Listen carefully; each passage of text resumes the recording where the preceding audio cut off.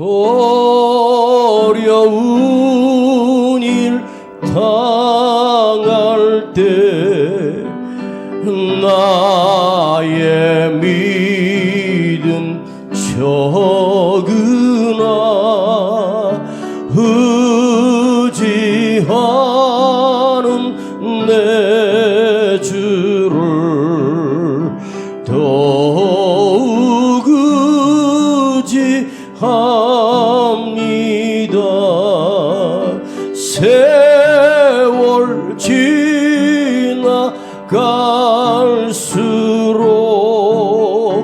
의지할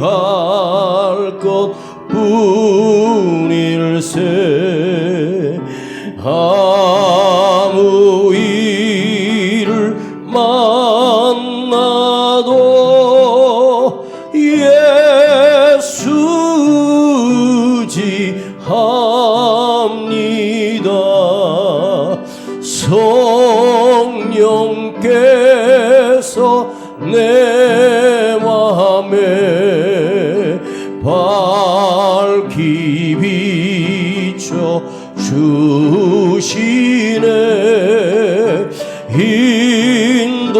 인도하심 따라서 그만 의지합니다.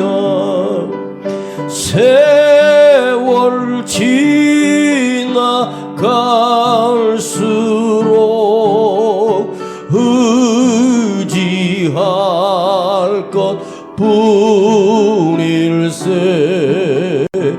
아무 일을 만나도 예수 의지합니다. 밝을 때에 노래며 어두울 때에 기도와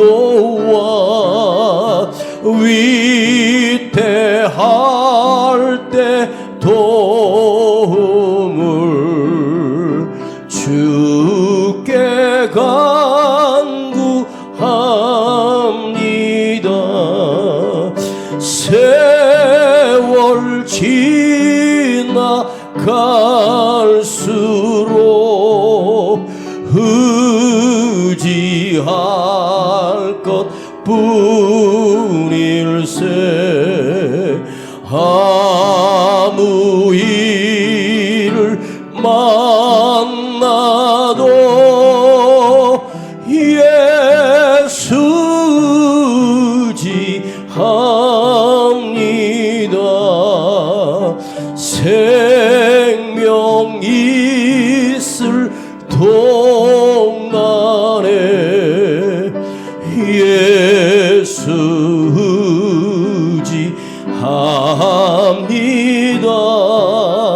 천국 올라가도록 의지할 것뿐일세. 세월 지나갈수록 의지할 것뿐일세. 아무 일을 만나도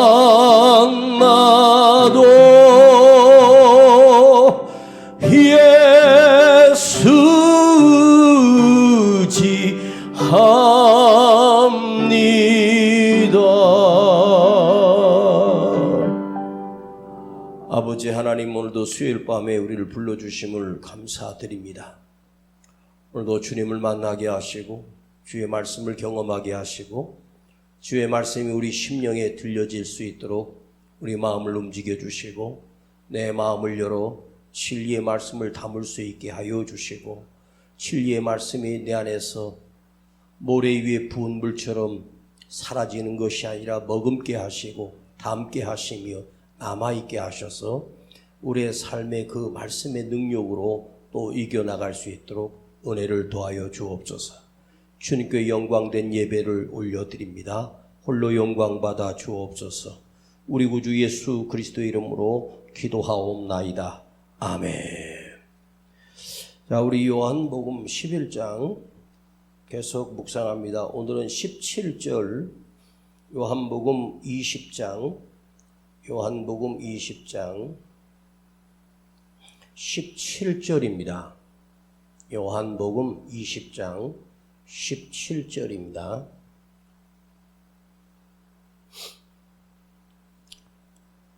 찾으셨으면 우리 천천히 이 말씀을 함께 읽겠습니다. 시작. 예수께서 이르시되 나를 만지지 말라. 내가 아직 아버지께로 올라가지 못하였노라. 너는 내 형제들에게 가서 이르기를 내가 내 아버지 곧 너희의 아버지 내 하나님 곧 너희 하나님께로 올라간다 하라 하신대. 하나님께서 이스라엘 백성들을 애굽에서 끄집어내시고 모세를 통하여 하나님께서 주신 가장 큰 명령이 하나 있습니다. 출애굽기 20장 23절에 나오는 말씀인데요. 제가 읽어드리겠습니다. 모세와 이스라엘 백성들에게 당부하신 중요한 말씀입니다. 여호와 하나님께서 모세에게 우리에게 너희는 나를 비겨서 나와 똑같은 모습으로 은으로 신상이나 금으로 신상을 너희를 위하여 만들지 말라. 너희는 나를 비겨서 나를 새겨서 은으로 만든 신상이나 나무로 만든 신상이든 금으로 만든 신상을 너희를 위하여 만들지 말라 명령하셨습니다. 우상을 만들지 말라는 말씀은 하나님이 모세에게 주신 10계명에도 제2계명에도 우상을 만들지 말라고 명령하셨습니다. 그런데 인간들이 살아가는 이 세상에 보면 모든 다른 종교에는 자기들이 섬기는 신상들이 다 있습니다. 혹시 여러분 무당이 점치는 곳이나 그런 데 한번 가보신 적이 있습니까? 저는 가본 적이 있거든요. 점을 치러 간 게 아니고 교회를 개척하고 하우스들이 이렇게 몰려있는 곳에 혹시 우리가 살 집이 있나 찾다가 어디 쑥 들어갔더니 무당이 살고 있는 집인데 겉으로는 비닐로 해가지고 허술한데 그 안에 들어가 보니까 무슨 온갖 잡신 상들이 거기 테이블 위에 막 있고 막 희한한 것들이 있고 등도 막 그냥 뭐 연꽃등인지 뭐 이런 거 걸어놓고 무지하게 밝게 해놨습니다. 딱 들어갔는데 정신이 하나도 없습니다. 불교에서는 각 절마다 부처의 상을 만드는데 이게 금으로 된 것도 있고 구리로 된 것도 있고 한데요. 작은 것들부터 큰 것들이 있는데 그것도 나무로 만든 불상도 있고 돌로 만든 불상이 있는데 그 높이가 무려 28m입니다. 28m면 아파트 거의 20층에 가까운 높이 우뚝 서 있는 부처상이 거기에 그냥 돌로 세워져 있습니다. 그런데 한번 가서 그 부처상을 돌로 만든 걸 한번 보면은 사람들이요 그 웅장함에 그야말로 크면 클수록 그냥 그 웅장함에 감동을 받는 것처럼 착각을 합니다.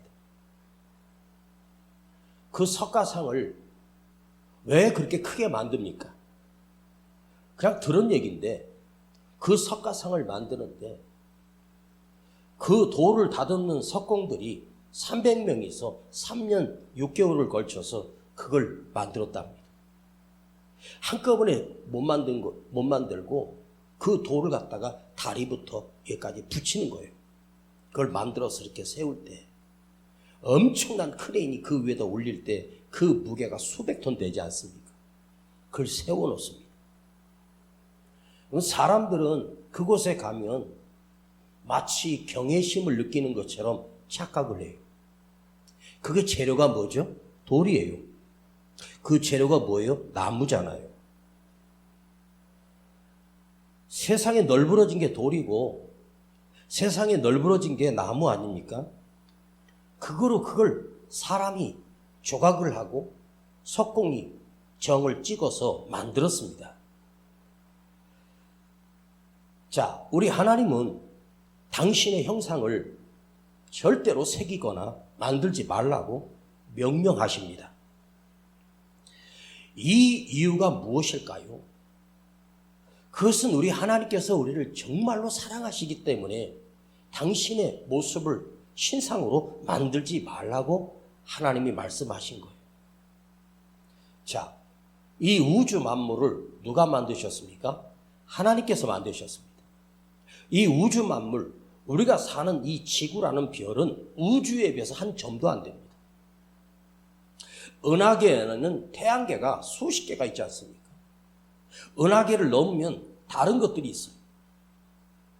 그 크기를 우리의 두뇌로, 우리의 머리로 어떻게 가늠할 수 있겠어요? 우주 만물의 크기가 얼마나 큽니까? 이 지구에 수억만 개를 합쳐도 우주의 크기에 비길 수가 없어요. 그러면 그것을 만드신 하나님이라면 이 우주 만물보다 우리 하나님은 얼마나 크시겠습니까? 거기에 능력과 지혜를 더하면 우주 만물이라고 하는 건 하나님의 섭리에 의하여 움직이는 겁니다. 이걸 만드신 하나님께서 어떤 상을 하나 빚어서 금으로 만들든 다이아로 만든다 해도 어떻게 그 하나님께서, 크신 하나님께서 그 속에 갇혀 있을 수 있겠어요? 한번 생각해 보십시오. 인간이 만일 하나님의 상을 만들어 놓고 이걸 하나님이라고 믿고 경배한다면 저는 절대로 하나님을 믿지 않아요.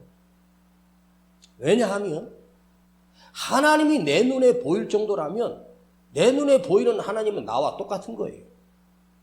여러분 눈에 목사가 보이죠? 나도 여러분들이 보이는 거예요. 여러분과 저는 동일한 인간이에요. 보이기 때문에 똑같은 존재라는 거예요. 왜 석가가 가짜인 줄 아세요? 눈에 보이게 만드는 거예요. 가짜는요, 일부러 웅장하게 만들어요. 그러면 대단한 것처럼. 그러면 그 석가가 죽은 파리 하나 살릴 능력이 있습니까? 없습니다. 눈에 보여지는 대로 사람들이 느끼려고 합니다. 인간의 눈으로 어떻게 하나님을 볼 수 있겠습니까? 모세가 시내산에 올라갈 때 하나님이 모세에게 직접 나타나셨어요.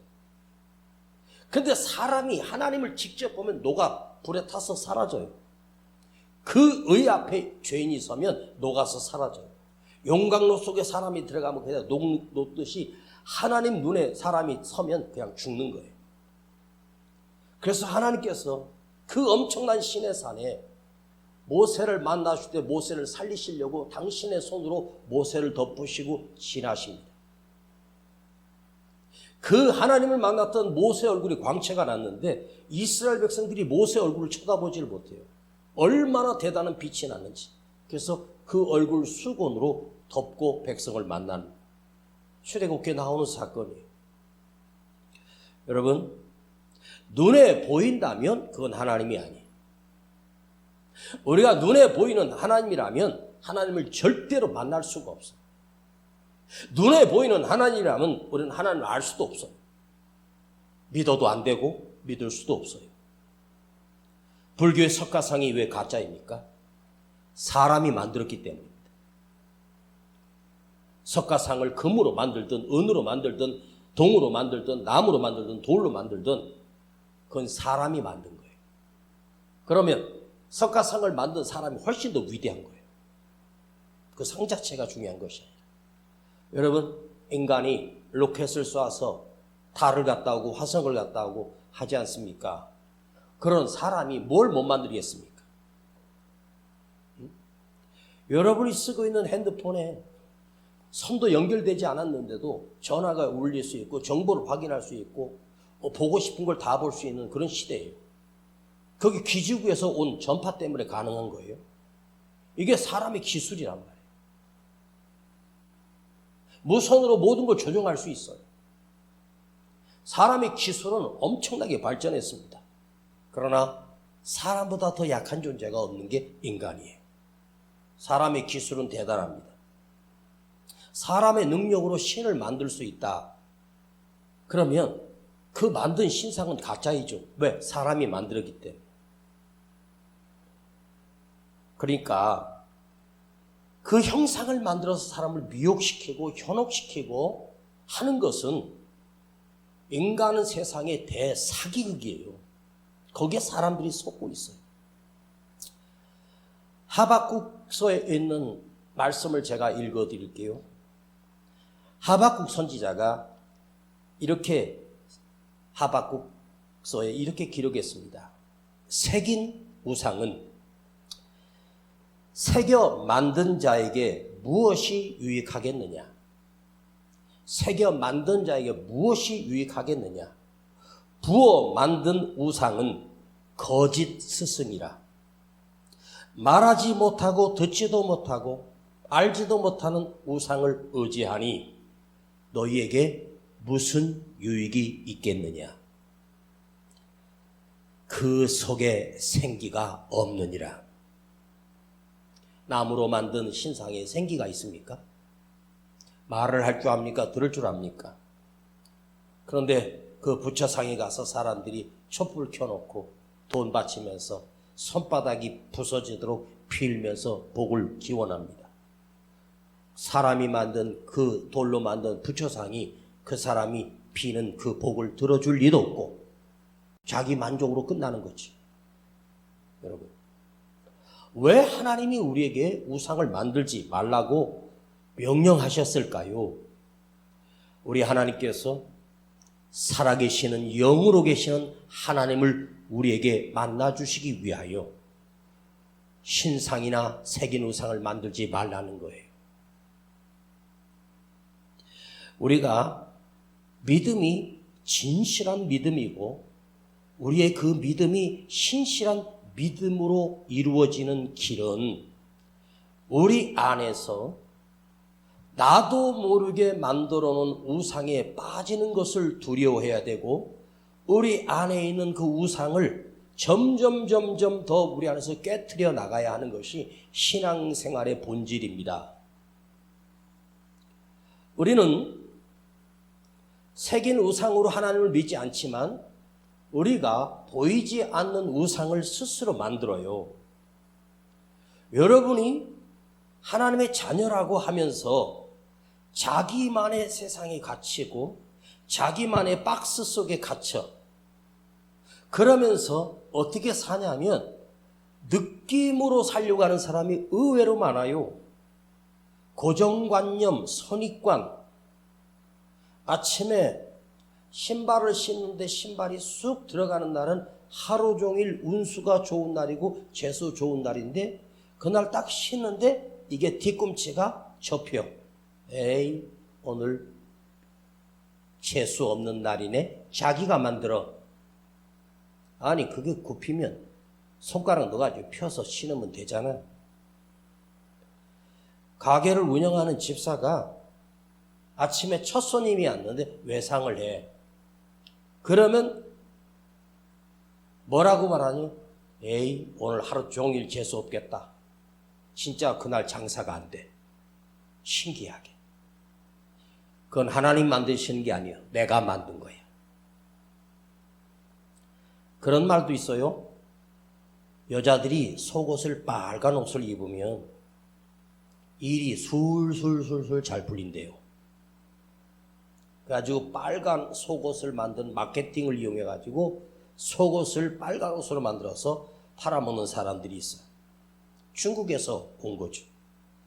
중국 사람들이 빨간 거 좋아하죠. 아니, 속옷을 빨간 옷을 입었든지 하얀 옷을 입었든지 파란 옷을 입었든지 뭔 상관이 있어. 빨간 옷을 입으면 뭐 복이 들어오고 뭐 무슨 옷을 입으면 그래서요 요일을 맞춰가지고 빨간색, 노란색, 파란색, 하얀색 이렇게 맞춰 입는 미친 여자들이 가끔 있습니다. 그거 왜 그래요? 자기가 만든 고정관념, 선입관념이에요. 근데 그걸 우상으로 우리는 생각하지 않는다는 거죠. 그리고 무슨 안 좋은 일이 있어요. 새해에. 그러면 뭐라는 줄 아세요? 에이, 액땜했다.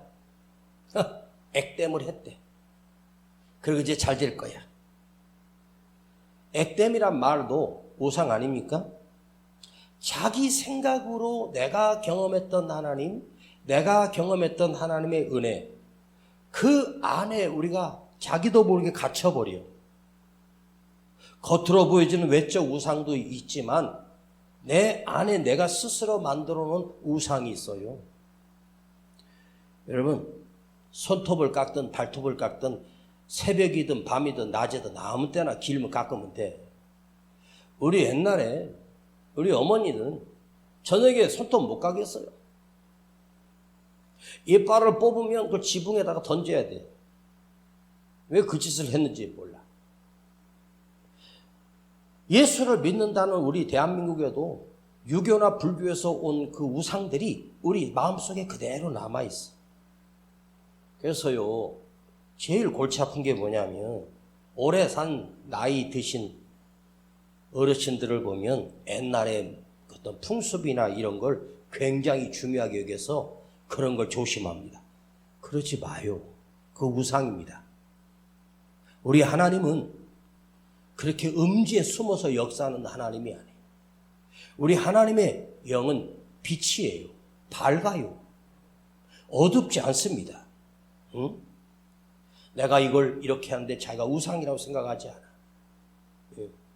저는 어렸을 때 누워서 잘 때 누워서 손을 이렇게 올리고 자면 어머니한테 혼났어요.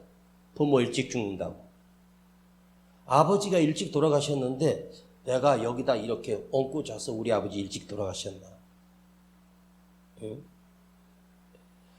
그게 무슨 상관이 있어요, 그게. 그게 우상이란 말이에요. 여러분, 바울 사도가 우상 숭배자였던 거 아십니까? 아브라함도 우상 숭배자였어요. 아브라함 아버지가 우상을 만들어 파는 우상 장사꾼이었어요. 그런데 하나님 불러내셔서 그 우상을 깨트리고 믿음의 조상이 돼요. 사도 바울이 다메섹까지 예수 믿는 그리스도인들 잡아가기 위해서 군대를 이끌고 갑니다. 그런데 거기에 자기 신념 속에는 무슨 신념이 있냐면 하나님 외에 다른 신을 섬기지 말라. 하나님 외에 다른 신을 섬기지 말라고 했는데 왜 예수를 믿느냐는 거지.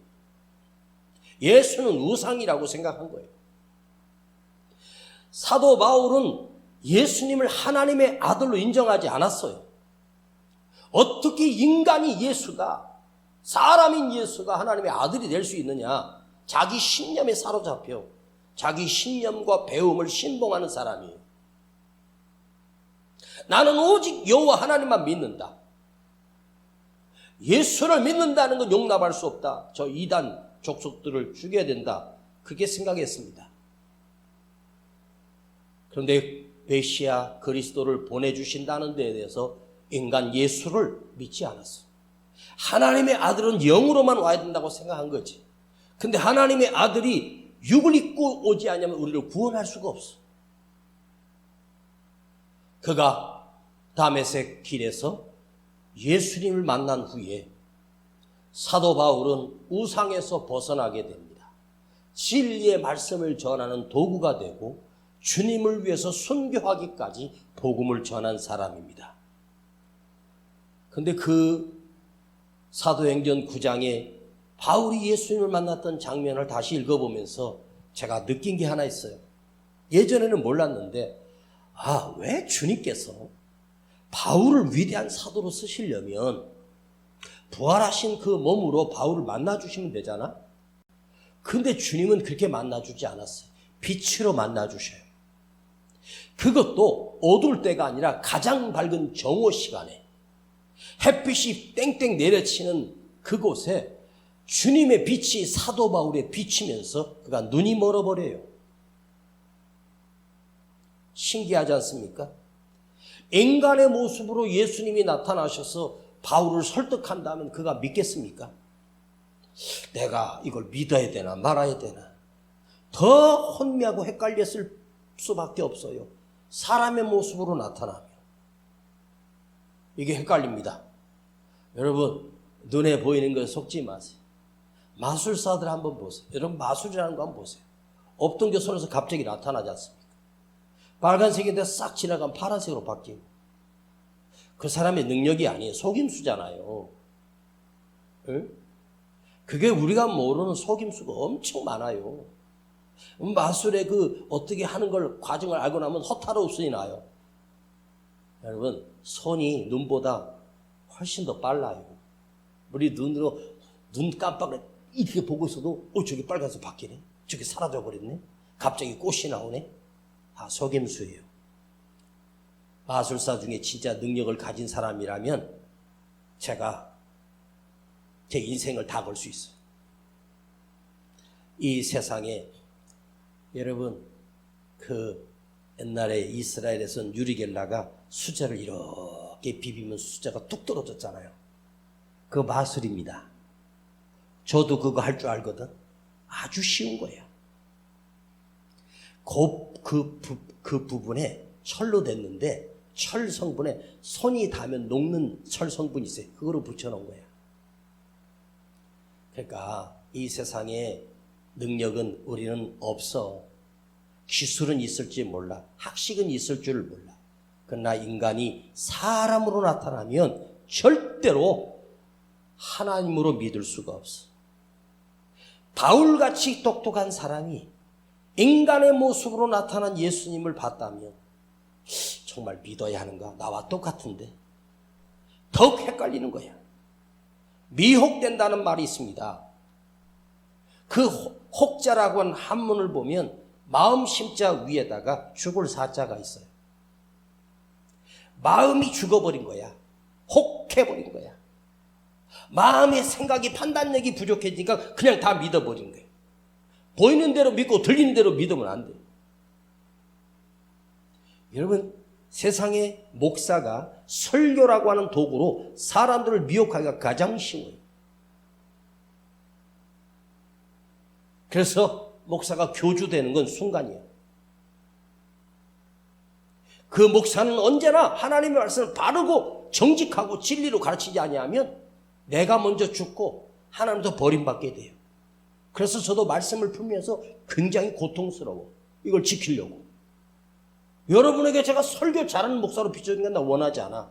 진리로 세워주는 거 저의 가장 큰 소망이고 하나님이 원하시는 뜻이에요. 응?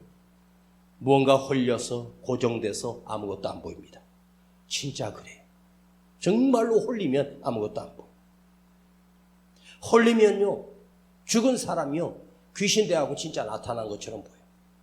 밤마다 찾아온대. 응? 여러분 하나님 외에는 다른 것을 믿지 말라. 그러니까 내 판단과 생각으로 하나님을 함부로 판단하거나 고정시키지 말라. 자, 그 대낮에 빛이 비쳤는데 바울이 눈이 멀어버려요. 자기가 경험해요. 그 빛이 얼마나 밝았는지 눈이 닫혀서 소경이 돼. 잘 보세요. 그 정오에 대낮에 바울이 그 길에서 주님의 빛을 봤어. 자, 우리가 태양이라고 하는 빛을 볼 수 있는 시간은 언제입니까? 해가 뜨는 시간부터 해가 질 때까지 태양을 볼 수 있어요. 그런데 만일 구름이 꼈거나 비구름이 꼈거나 비가 올 때는 태양이 있지만 태양이 안 보입니다. 아무리 보고 싶어도 구름이 가리면 태양을 볼 수가 없어요. 그런데 왜 주님께서 사도 바울에게 빛으로 보여주셨는지 아십니까? 그리스도의 빛이란 이제는 바울에게 비쳤던 그 그리스도의 빛이 사도 바울 그 사람에게 그 인간에게 비춰줬던 그 그리스도의 빛은 밤이나 낮이나 캄캄함이나 두려움이나 풍랑을 만나거나 고통 속에 있거나 아무 상관없어요. 그 그리스도의 빛은 주님이 바울을 떠나지 않고 그가 사는 평생의 빛이 비춰줬어요.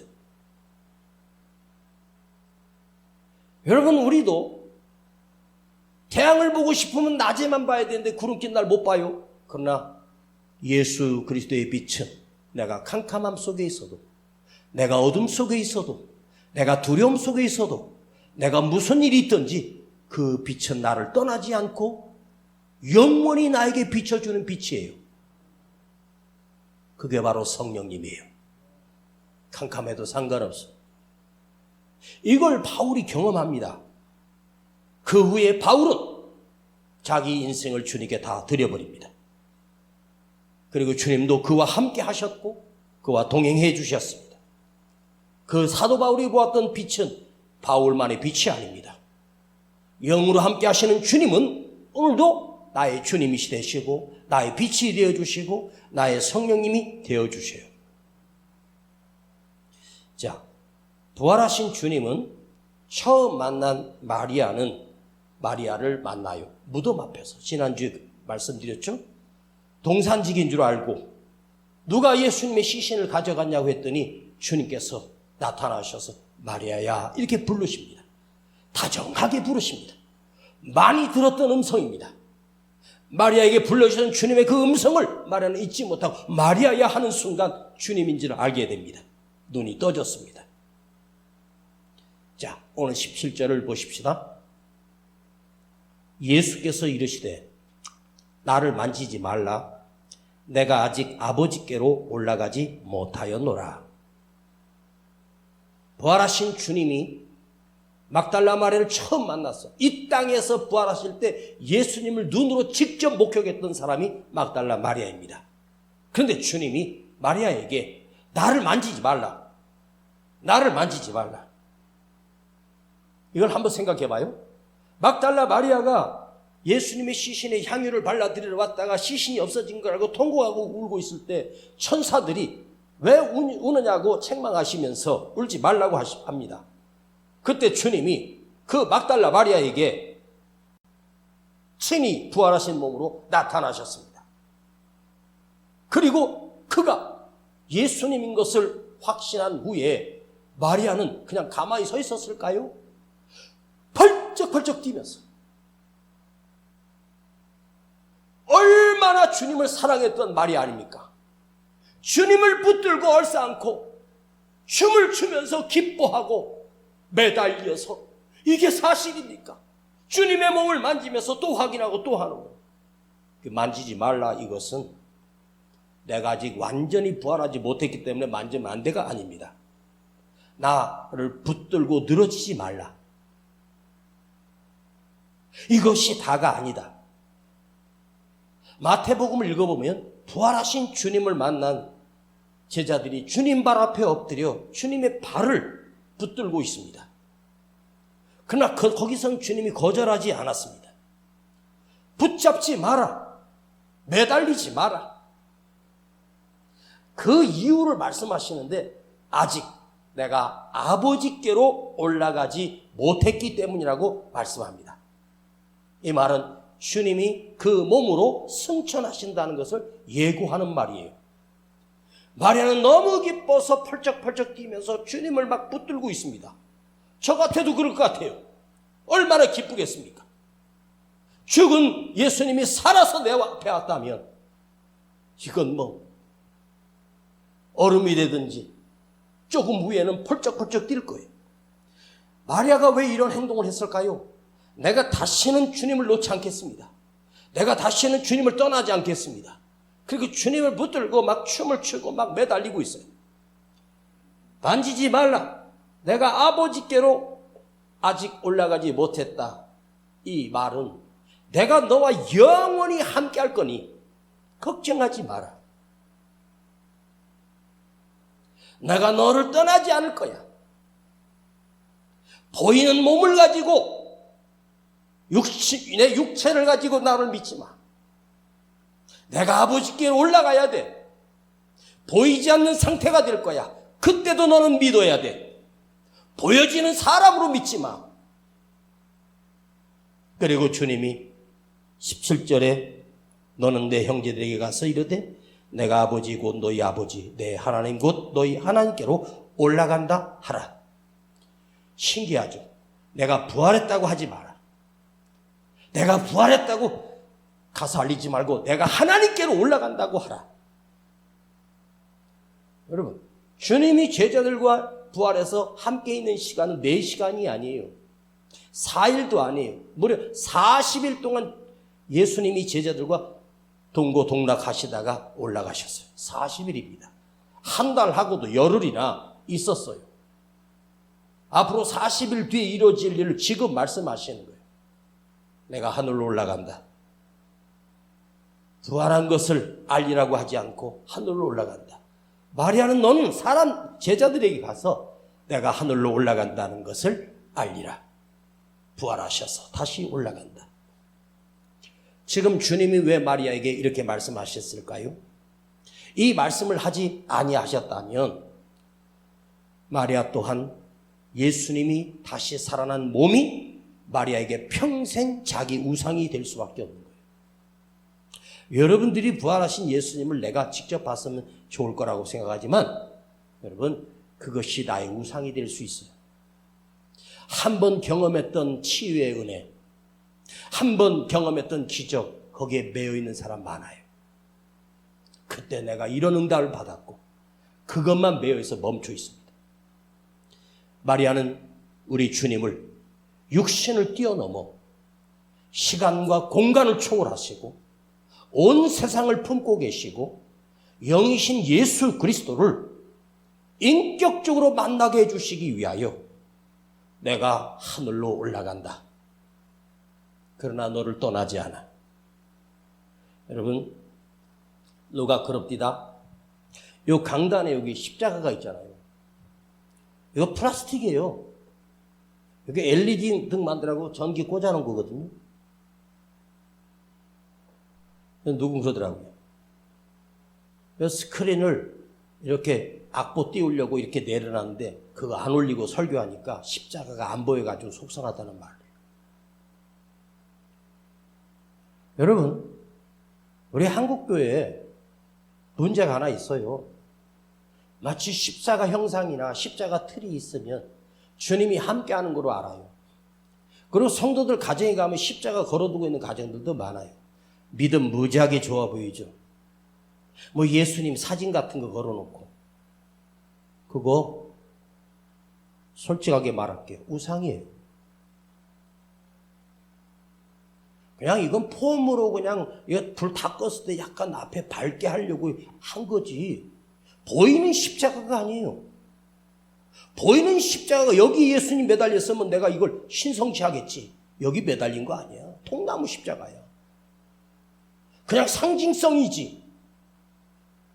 근데 우상이 될 수도 있어요.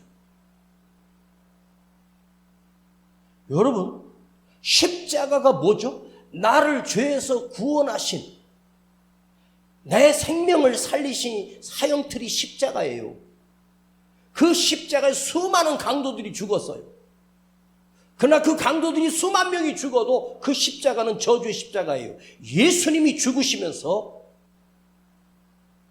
우리를 죄에서 구원하게 돼요. 그 십자가는 보여지는 십자가 아니에요. 내가 믿어야 할 십자가예요.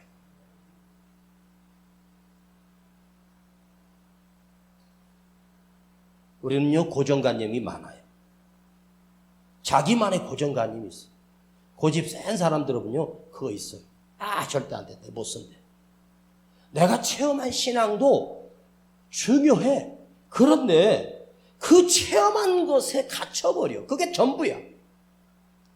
그러니까 그 경험의 순간에 멈춰 서서 있는 거야.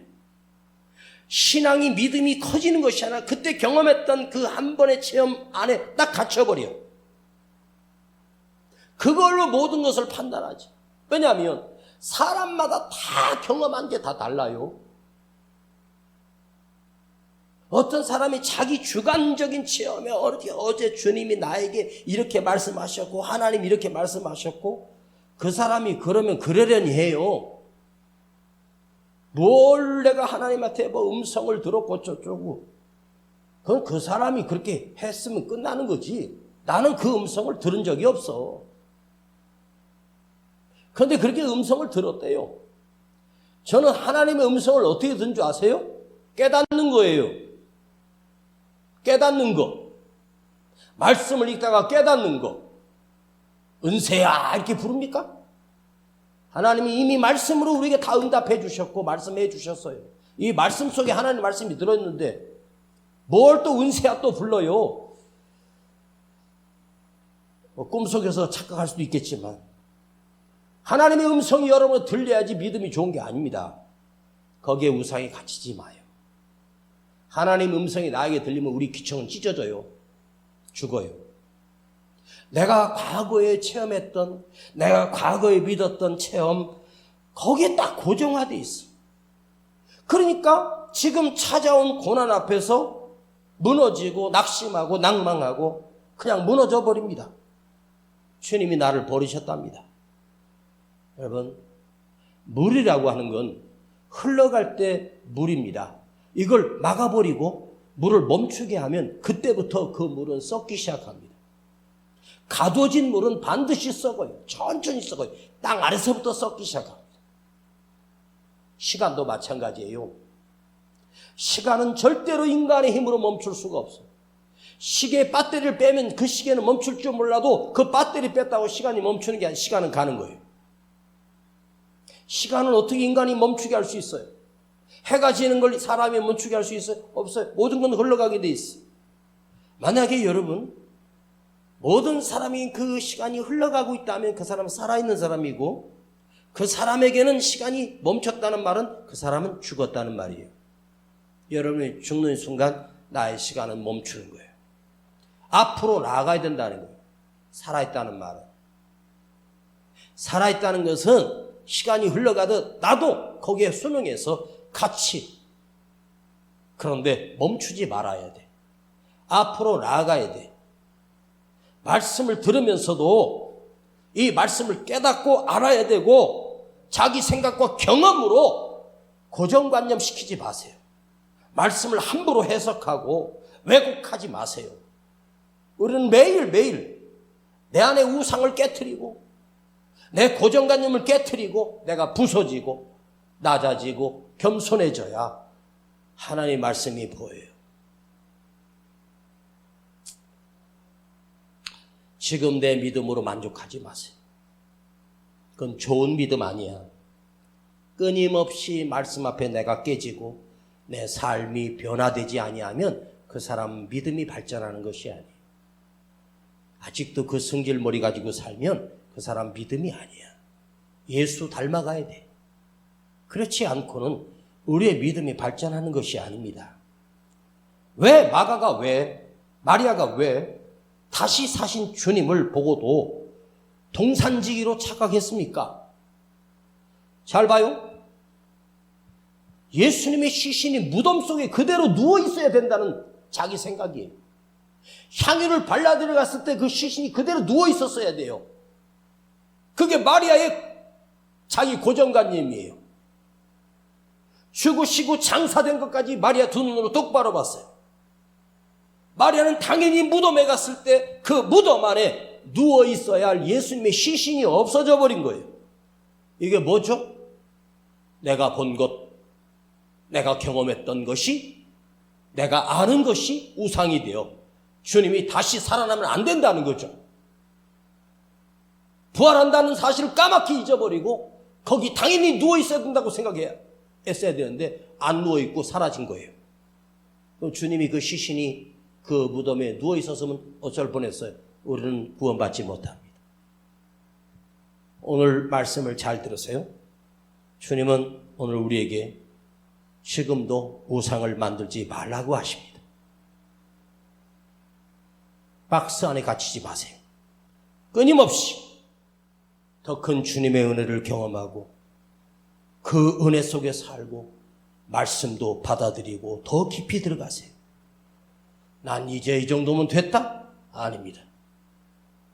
40년을 목회했던 목사님도 은퇴하고 나서 변질돼 버려요. 은퇴해서 40년 목회했던 게 계급장이 되면 안 돼요.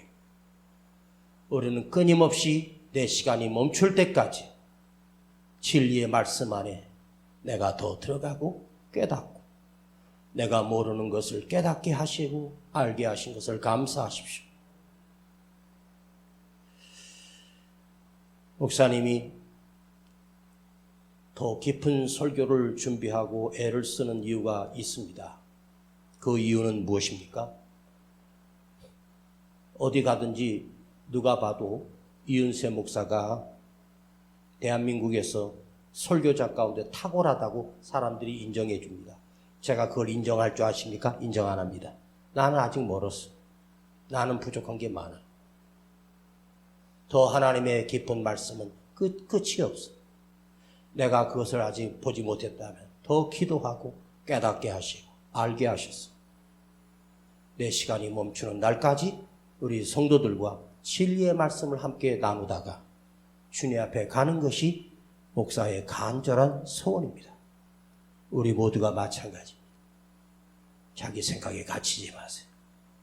그리고 깨어나십시오. 내가 죄인인 것을 알고 내가 얼마나 못된 인간인지를 알고 주님 앞에 겸손하게 기도할 줄 아는 믿음의 사람이 되길 축복합니다. 기도하겠습니다.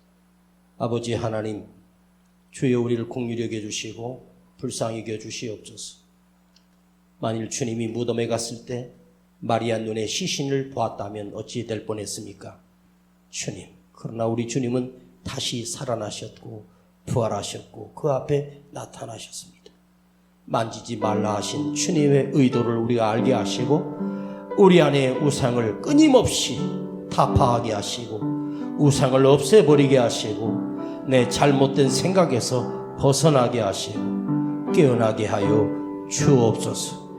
우리 구주 예수 그리스도의 이름으로 기도하옵나이다. 아멘. 성령께서 내 맘에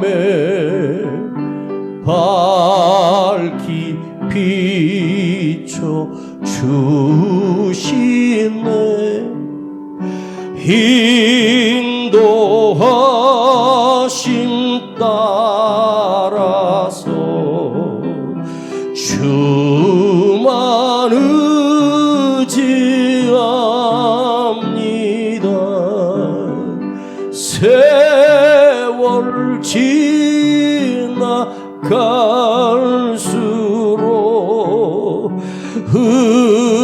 의지할 것뿐일세. 아무 일을 만나도 예수 의지합니다.